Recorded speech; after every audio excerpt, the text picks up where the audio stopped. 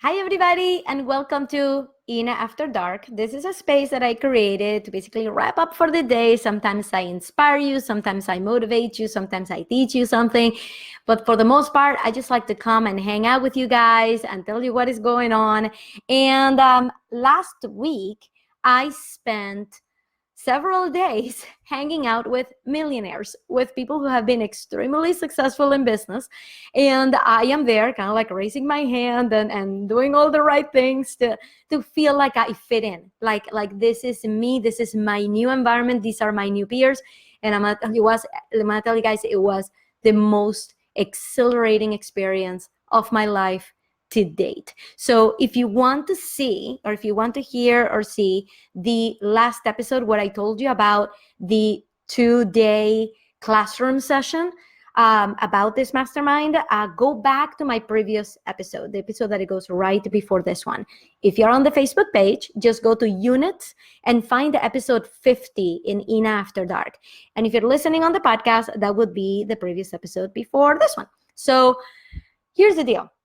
So what happened? I am a student of Ron Reich, R-E-I-C-H, Ron Reich. And he's a master at launches, and he has helped all the great successful entrepreneurs with their launches. You guys have seen me interview him. You guys have seen me talk to him online. The guy is a genius, and he has worked with incredibly connected people. So he said, I'm going to start taking people out to the jungle in Medellin. We're going to go rafting. We're going to learn new things. It's going to be great. So that's what we did. And it was incredible. The first 2 days were classroom, right? He brought some experts to teach us about putting up live events, about gauging the personality types of our audience members and of our potential clients and of ourselves. We talked about how to do a launch. What makes a successful launch? We heard about affiliate partnerships, right? So that you can be distributing somebody else's content with all of the reward and none of the risk. Like all of that we learned in that session. And I actually break it all down for you in the last episode. So make sure you go back and listen to that. This episode is about what happened starting day 3. Day 3 and day 4 were the rafting trip. We actually went out into the rainforest, and I'm telling you guys, it was a mind blowing. I hadn't been in the rainforest since I was a little girl, since I went to camp and we would take hikes, things like that. So first of all, I'm gonna tell you, Medellin, Colombia, it's a beautiful city. It reminded me a lot of my native Caracas. They're both in a valley, both really high-rise buildings, and it looked just like home. I'm gonna tell you, it looks just like home.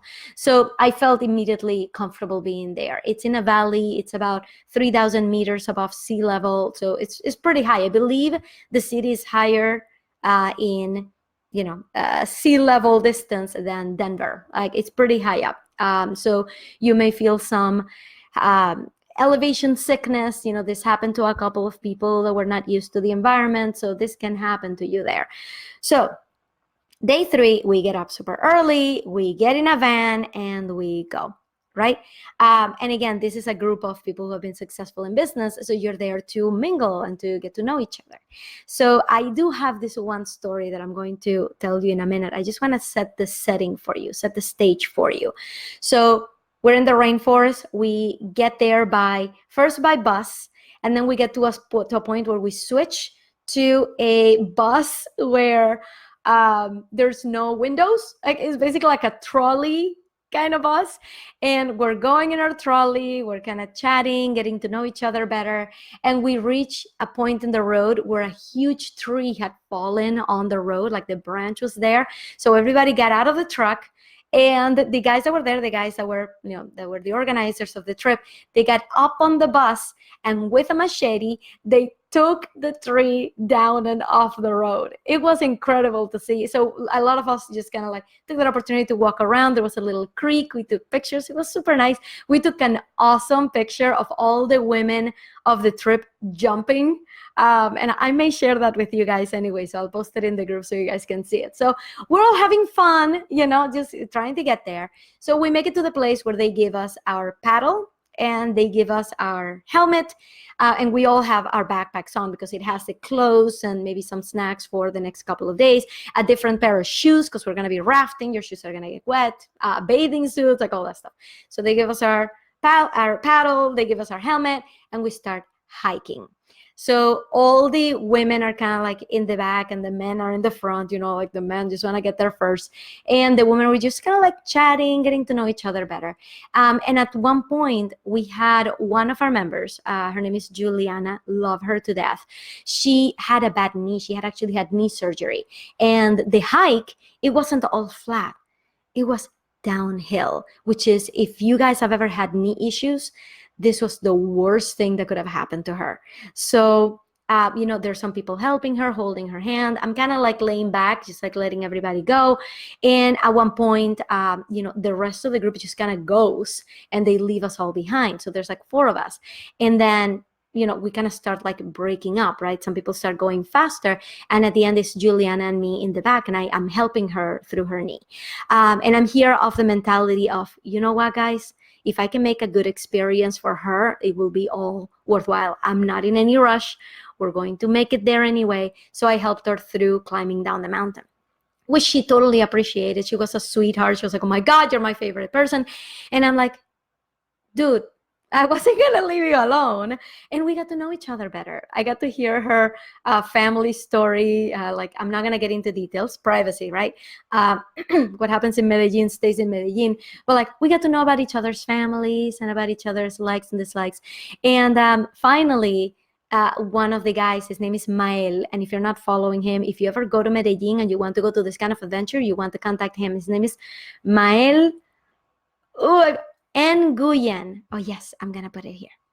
Mael, Mael, Nguyen. Mael Nguyen. He's from France, out of all places.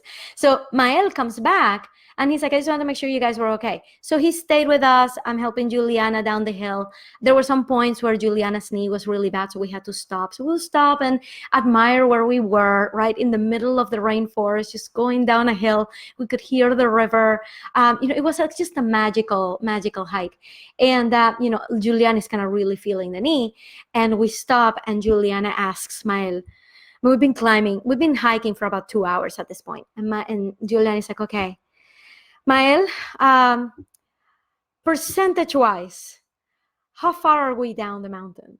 And he's like, I would say, and I'm here totally expecting this because he came back for us. So I'm here thinking, oh, the camp must be really close because he came back, right? He's like, oh, where are they? Let me go get them. So he climbed back up, right? So I'm here thinking no, he's just going to tell us, I don't know why you guys are stopping. The camp is around the corner. We're going to be it's just right there. I don't know why you guys are stopping. That's what I'm expecting him to say. And he goes, I would say we're about a little over halfway through. Juliana's face fell to the ground. She's like, what? And I'm like, oh my, we've been hiking for 2 hours. What? It's like, okay, we got to do this. What else are we going to do? Go back up the hill? We're going to make it down. So another 2 hours go by. We get to know about each other's everything. Juliana is like my BFF now. So Mael, towards the end, I'm here in the river. I can see the people, so I kind of get ahead, and Mael helps Juliana the rest of the way down the mountain. And I get there, and I'm like, I need to get in the water. I'm here sweating. I'm hot, and there's the river. Boom, just get right in the water. I'm going to share those pictures and videos with you guys. I don't have them here right now. But and by the way, if you're listening to this on the podcast, you can just go to inacovany.com/Facebook and go to the Facebook group, and this is where everything is happening. So got in the water, felt so good. I changed my shoes, right? Do not get those shoes wet, the hiking boots wet. We had some lunch right there. It was rice with a little bit of beef and a plantain, a roasted plantain on a plantain leaf. Oh my God, it was awesome. Or maybe it was because I was so hungry, but it was incredible. So we change, we get into our into our shoes for the rafting. We get in the rafts and we go. I am in the raft of the kick-ass people, right? I am in a raft with I'm going to list them here. Glenn Ledwell. He is an online entrepreneur. He is the millionaire that I'm referencing in the story. Glenn Ledwell is a powerhouse. He's just a force. A force. The man just like boom. Like, you know, the kind of people that you're in their presence, like you can't just not notice them, right? He's that kind of guy, like boom. It was him, his fiance, Stephanie. And I don't think I have it here, so I don't think I have her last name. So his fiance, Stephanie. I had Megan Harrison, who is also an online entrepreneur, and he teaches people how to create courses. Actually, he like creates courses for the big launches. She worked on the Tony Robbins launch this past year. Like quality people here, right? Caliber people. Megan Harrison. In my back, I have my good friend Susie Ashworth. She is British, living in Mexico with her family, 3 kids. She and I were the only ones with kids of all the people there, except for one. There was one more person who had kids. He had a little bit older kids. But Susie and I, we bonded over motherhood. Turns out we both had home births. Crazy. And we chucked it. By the way, we were talking about this with I ended up telling my birth story, and I don't think I've told you guys my birth story. I ended up telling my birth story like 3 times because people were like in awe. Like, what do you mean no drugs at home? What does this mean? Anyway, different story. But Susie was there when I was telling my story to my good friend Jennifer, who was my roommate. And she also said, yeah, I had them at home. And you know what it came down to? Being a control freak. And I'm like, yes. It's about wanting to control everything. Yes, control freaks have their babies at home. It's not for everybody. I'm not condoning anybody who didn't do it. I'm just saying like this was our experience and we kind of bonded over it. So Susie Ashworth, Megan Harrison behind me, and then our guide, Jonathan, was behind us. Jonathan was the guide.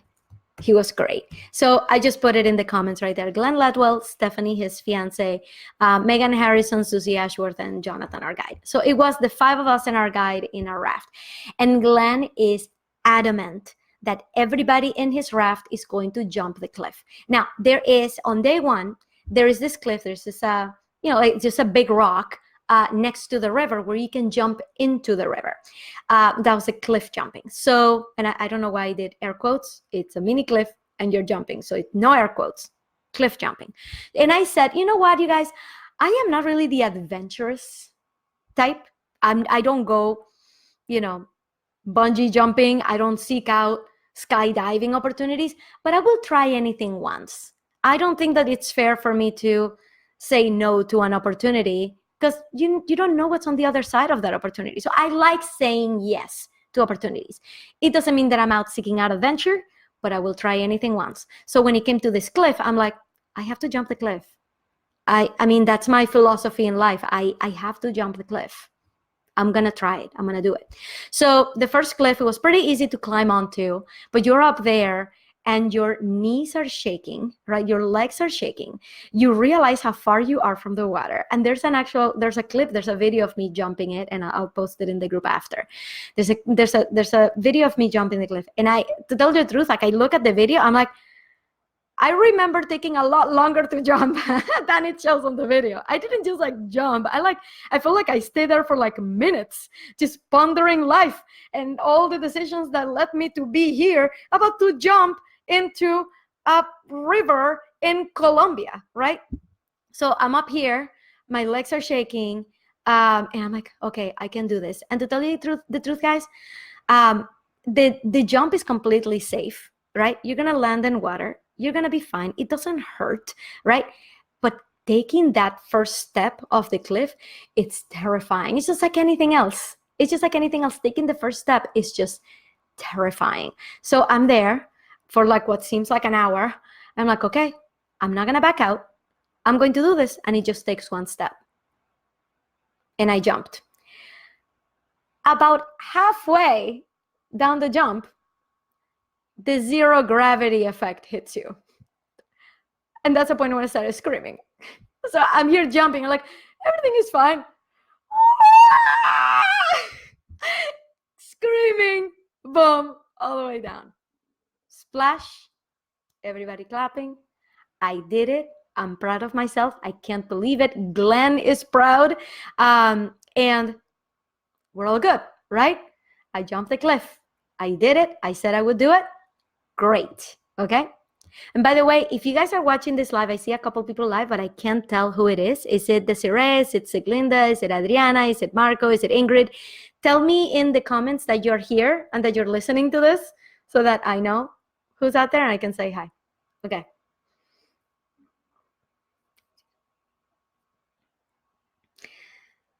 Make it on the raft.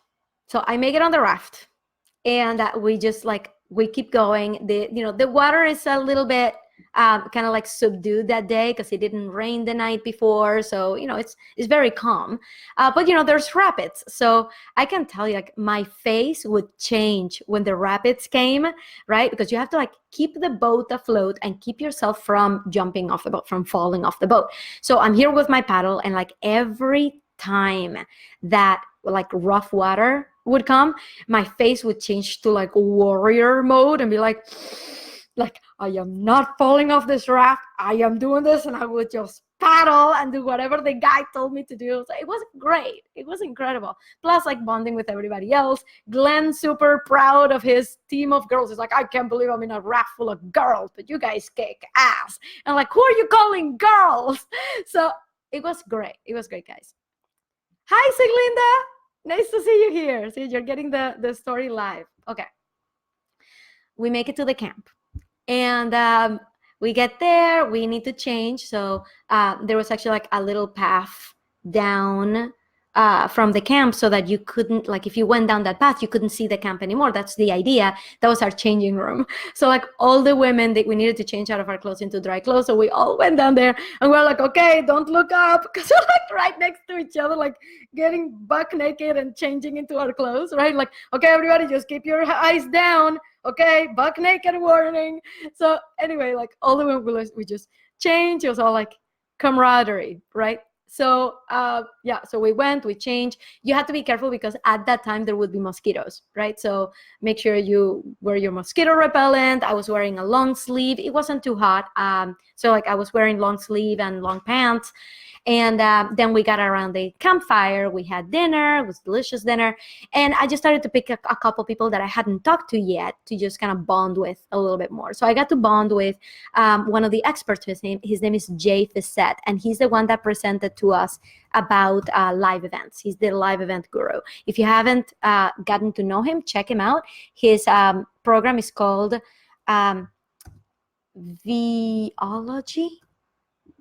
Viology. I'll find it for you guys. I was pretty sure it was Jay Fissette Viology. Let me get it, because now that I said it, I want to make sure I get it right. What is Viology? JVology. Okay, Jay Fissette, he is the owner of JVology. JV stands for joint venture, right? JVology, and he does masterminds, he does live events, that's what he does. So he came to teach us about that. If you want to learn more about what I learned about that, go to my last episode. So Jay Fissette and I, we just kind of bonded over family matters and things like that. Then once the night came and a bonfire was started, there were about 15 of us in total. And Ron said, okay, we're going to play a game. It wasn't much of a game. We're going to play a game. Everybody go around and say what your superpower would be if you were a superhero. A lot of people, invisibility, the ability to fly, the ability to do this, the ability to do that. For me, it's always been the ability to get over things quickly, right? Because I have a tendency of keeping things in and feeling them extremely deeply in a way that is paralyzing. So my superpower would be to feel things deeply for 10 minutes. And after 10 minutes, let it go. Not stop caring, but let go of the paralyzing feelings, okay? Continue to be sympathetic without the baggage of the weight in your chest when you feel something so deeply. That would be my superpower, to feel things for 10 minutes and to get over them fast so I can keep moving. That's what it is. You wanted to know what it was? That's what it is. So if you guys are watching the replay, tell me what you think your superpower would be. What would be, if you were a superhero, what would be your main superpower? Tell me in the comments. That would be fun to know. Then the next game, and this is air quotes games, the next game we played, he called it the appreciation seat. Instead of a hot seat for masterminds, the appreciation seat. In the appreciation seat, every person is going to be put on the spot, and everybody else in the room is going to say what they appreciate about them. So I made sure to make my comments really thoughtful. I didn't want to phone it in. I just wanted to make sure that whatever it was, and we had only been hanging out for 3 days, guys. Like, we were not all best friends. But like, there was something about every single person that you could say that you appreciated about them. So we went around, and I was crying by the end the things that people were saying about me, and something that I didn't know about myself that was very obvious after 15 people in a row tell you this is one thing that we appreciate about you. You get to learn something about how people see you. So if you've never done this before, I never had done it before, but if you've never done this before, hearing people's feedback, and it all had to be positive, right? It's not like negative feedback. Hearing people's feedback of you, it can be really overwhelming because they end up telling you things that you didn't know about yourself. And I'm going to tell you the one that really stuck with me the most, because what I usually hear about me is that you have so much energy. That's the one that I get all the time. It's almost like everybody who meets me got in agreement that she's the one with the energy, right? Yes, that's what everybody has to say. And I take it in. I'm like, great, okay, I'm the girl with the energy, right? I take it in and I appreciate it. And yes, I know that about myself.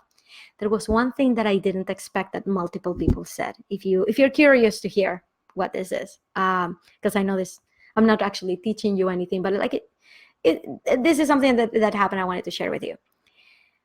A couple of people said that I had like a childlike quality to me. Now, every single person that I told my age to, they made a face. They did not expect me to be 38 years old, right? And I'm like, that's what it is, right? I am young looking. I can accept it. It's fine. I hear that a lot too. But everybody said that, a lot of people said that I had this childlike quality, this childlike wonder and excitement for the world. So, and you guys have no idea how much I appreciated them telling me something that I've heard all the time, that she has a lot of energy in a way that is so specific, because it helped me understand myself better. And it helped me frame the way that I see the world in a happy way, right? Now I look at the world, I'm like, oh, this is what they were talking about, this childlike wonder, this childlike excitement for things, right? They wanting to jump off a cliff, right? They wanting to do that thing just once. I can see it now. And I'm still processing it. I don't know how this is going to develop in my life, how I'm going to use this newfound knowledge of how I approach the world and how people see that energy.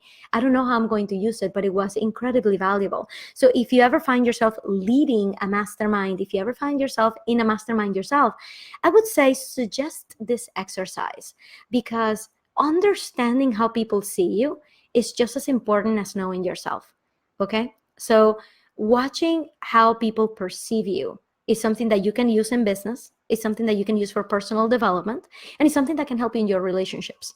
Now you understand how people are perceiving how people are experiencing you, how people are experiencing being around you. One person even said, you don't seem to have any ego about you. You were just sharing things so openly with strangers. You were not worried what people were going to think. And I'm like, wow, because I do care what people think. But the fact that I was being so open with this group, maybe that's something to watch out for. Maybe that's something in a good way. Maybe that's something to really do more of, to trust people, right? And to be completely vulnerable with them and just tell them what's on your mind. So that was a mind-blowing exercise that at the end, I really walked away knowing, what a powerful thing it is for people to tell you what are the good things about you and how they see you. So that happened Saturday night. Here's a little funny break that happened. We all slept in hammocks, right? And they were great because I grew up sleeping in hammocks when I was a young girl, and I would go to the beach with my family. So it made me feel like home. So I was there, my roommate Jennifer was there, and Ron was there. And Ron and Jennifer were talking about tape. I'm like, why do you need tape? What did you bring tape for? And they said, oh, we put it over our mouths when we sleep. and it forces us to breathe through our nose. And I'm like, what? I had never heard of this before. What do you mean it's a thing? And they're like, yeah, we do it every night, and we have the best sleep we've ever had in our lives. We used to have so much trouble staying asleep, and now we don't anymore. I'm like, can I try it? Now, you guys, I don't have a problem sleeping. If there's one thing in this life that I do really, really well, is sleeping from beginning to end.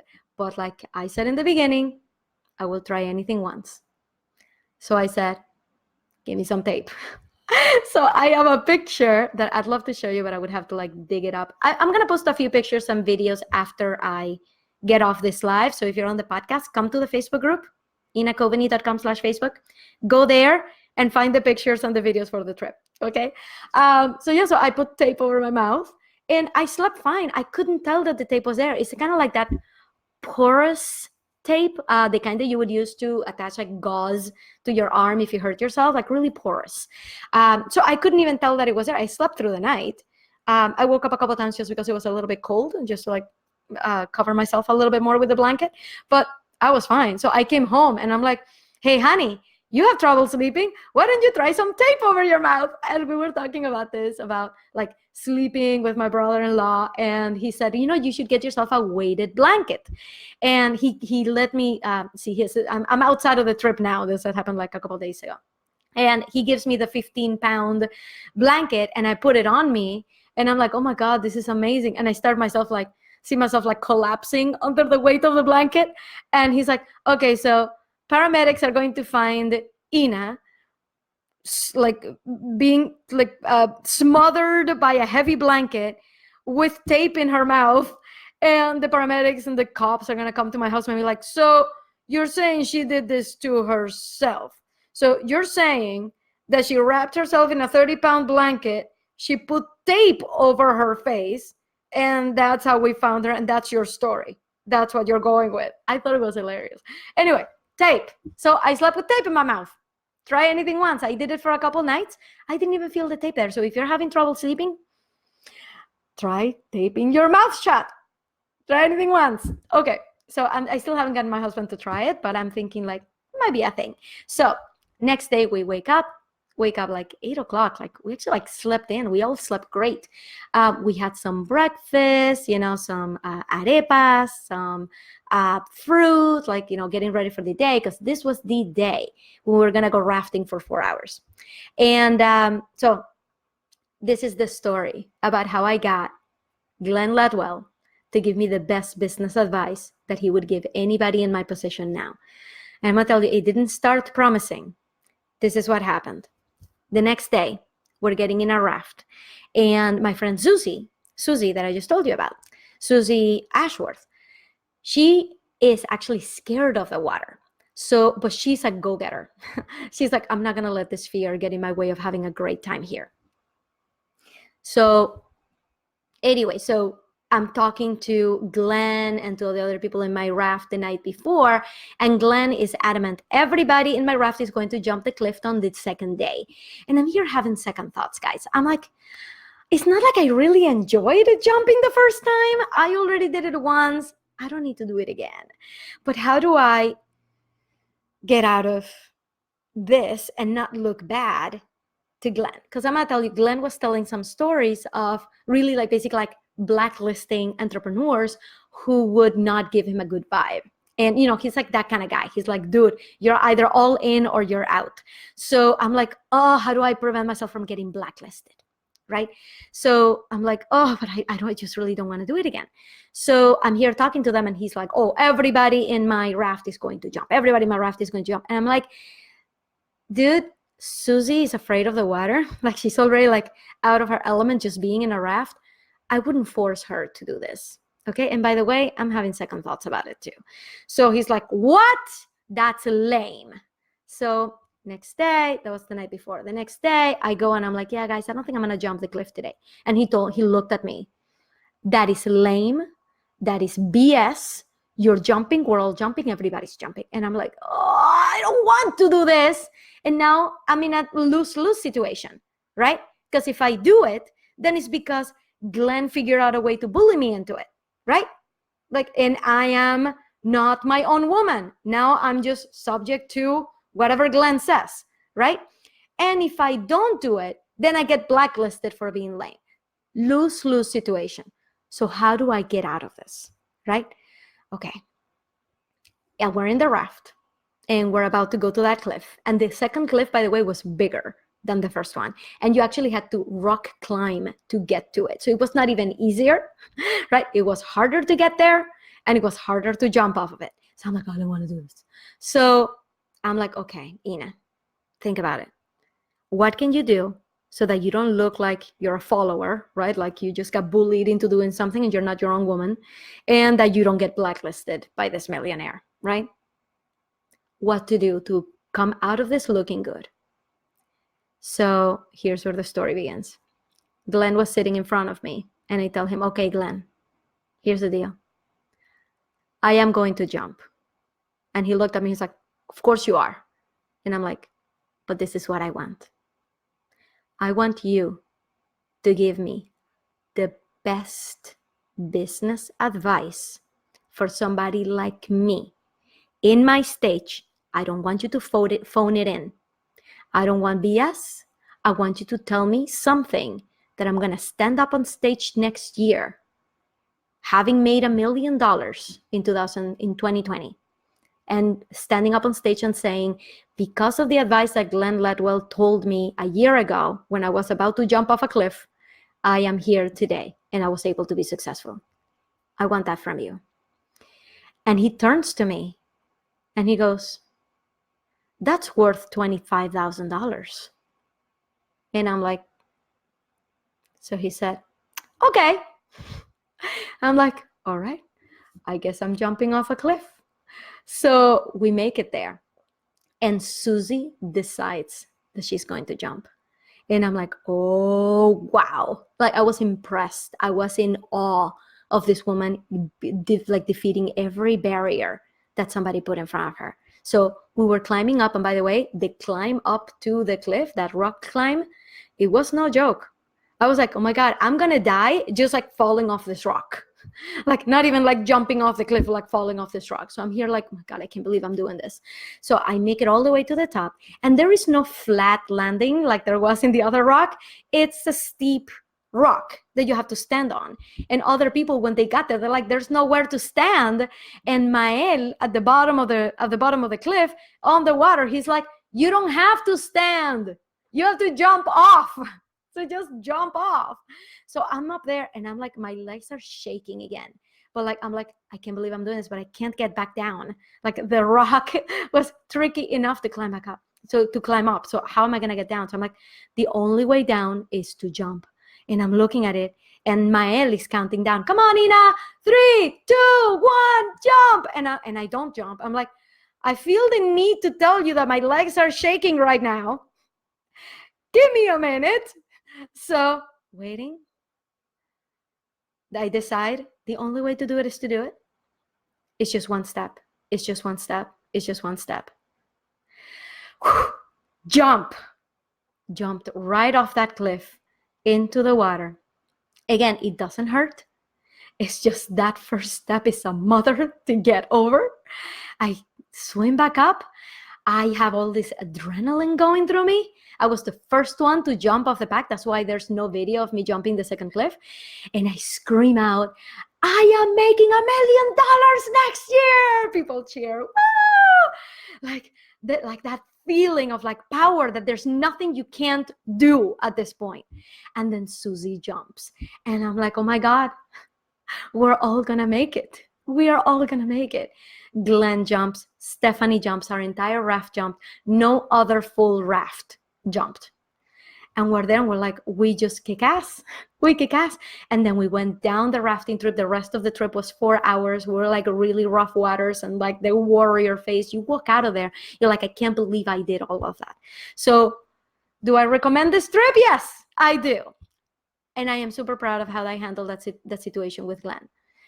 We got to sit down at dinner because I bet you guys are like, okay, what was the advice, right? So we got to sit down next to each other at dinner because he's like, I'm fulfilling my promise. You're sitting next to me at dinner. So we go to dinner, super nice place.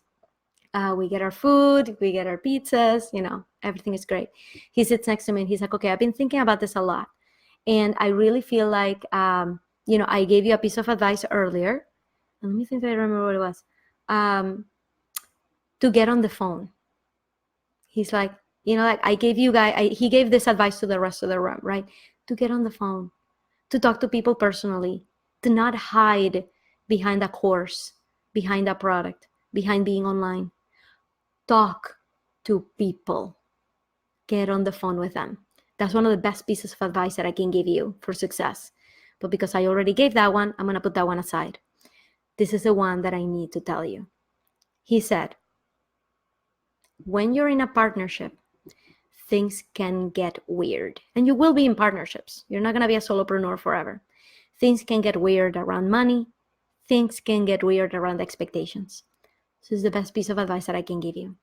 Whenever you decide to do business with someone, you tell them, okay, we're going to set aside an hour and we're going to have the uncomfortable conversation now, right? When everything seems dandy, when everything seems like, yes, this is a great partnership and we're going to help each other out, at that point, you sit down and you have a 1 hour conversation where you all hash out everything that could go wrong. What happens if we make a lot of money? Are you comfortable with the fact that I get 80% and you get 20%? That was our agreement. How's that going to sit with you? What's going to happen if your wife wants to divorce you and she wants to come after the company? What are we going to do about it? Okay, write it down. He's like, pull out a spreadsheet and write down everything that could go wrong and what you're going to do about it to mitigate it, to understand it, to accept it now. What happens if you don't make any money? How is that going to sour the relationship? What happens if, anything? What happens if you get in a car crash, right? And you need permanent disability and I can't count on you. What are we going to do then? All right. You find every possible failure mode and you agree on what you're going to do about it. You don't need to put it in a contract. Sometimes I do. I'm talking like I'm Glenn. Sometimes I put it in a contract, but most of the time I don't need to. Because as long as I write it down and we have that agreement, I can just send it to them by email because people can have very selective memories around money. So send it to them. And this will prevent the failure of your partnerships for years to come. And partnerships are the way that you're going to be making a lot of money. So you want to make sure those things are straight on day one. And that's the best piece of advice that I can give you. I thanked him profusely. We hugged, we took a picture, and it was one of the best experiences that I ever had in business, to be able to relate to someone who's a completely different level than me and to be able to get something from them where we establish a strong bond and a strong relationship. This is a guy I feel like I could call up anytime. So when you are in this kind of environment, you want to create friendships. You want to create relationships. You're not looking for business deals. You're not looking for how can this person help me or how I can help them. You're looking for friendships, for kinship, for relating at a personal level. That's what you want. And that's a lesson that I have for all of you. If you are in a group together, if you're anywhere, do not miss the opportunity to create a strong bond with people. Okay? And last, before I wrap this up, I did want to tell you about the helicopter ride, because this was another lesson. Actually, I think I told you about this last time, but I actually got to go into the helicopter since then. So how I decided to go on the helicopter, I tell you in the last episode. But here's the deal. Last year when they did this trip, Glenn said, I'm not taking a bus for 3 hours back to the city. I'm taking a helicopter. So he took a few people with him. So this time around, Glenn said, who wants a helicopter? Let's split up the price among all of us. Great. So at first I was hesitant. It's a lot of money. And I'm like, you know what? I can make that money back right now, but I cannot make back this experience. So I'm going to go and take it. So I went on a helicopter ride out of the rainforest and back into the city. It was incredible. It was great. But I'm going to tell you right now, personally, I am realizing that with age, I've gotten a lot more motion sickness than I want to. I did not get sick on the helicopter ride, but I was feeling a little bit queasy. So yes, it was great. But I'm gonna tell you what, if I go on that rafting trip again, I will take the helicopter again, because it took us 45 minutes to get back into town. We took some really cool pictures of the helicopters, as opposed to taking the bus, which took people literally 3 hours to get back on a bus. So in terms of motion sickness, 45 minutes versus 3 hours, you guys, my piece of advice, take the helicopter. All right, that is what I had for you today. I do want to let you know that I have classes that I am teaching in Boston. I'm teaching podcasting classes in Boston. I wanted you guys to know about it in case you know anybody in the Boston area, or you're in the Boston area yourself. All you have to do is go to podcastingclassesinboston.com. podcastingclassesinboston.com, and that will take you to the full itinerary. Okay, so if you go to the Facebook page for Podcasting Classes in Boston, that's my page, and I'm going to be going live there with 1 tip per day on podcasting. So you'll definitely want to go there and like the page anyway to get these tips, even if you're not in the Boston area. And like the page so you can get notified when I go live there to tell you really beefy stuff about podcasting. All right, guys. That's what I had for you. Thank you so much for listening. Thank you so much for watching. For everybody in the podcast, if you ever want to see the video version of this, just go to the Facebook group and find the Ina After Dark series, and that's where you see all of the episodes there. All right, guys. Have a wonderful rest of your week. If you're still watching, or you're watching the replay and you're still listening this far, leave me a comment with your biggest takeaway from this whole experience, okay? I would love to see how people interpret what I say. What was your biggest takeaway? Okay? Got it? Good. And for everybody in the podcast, if you love this episode, take a screenshot of it, put it on social media, and tag me at Ina Coveney, because I would love to see that and let other people find the show. All right. Have a wonderful rest of your week. Talk to you guys soon. Bye, everybody.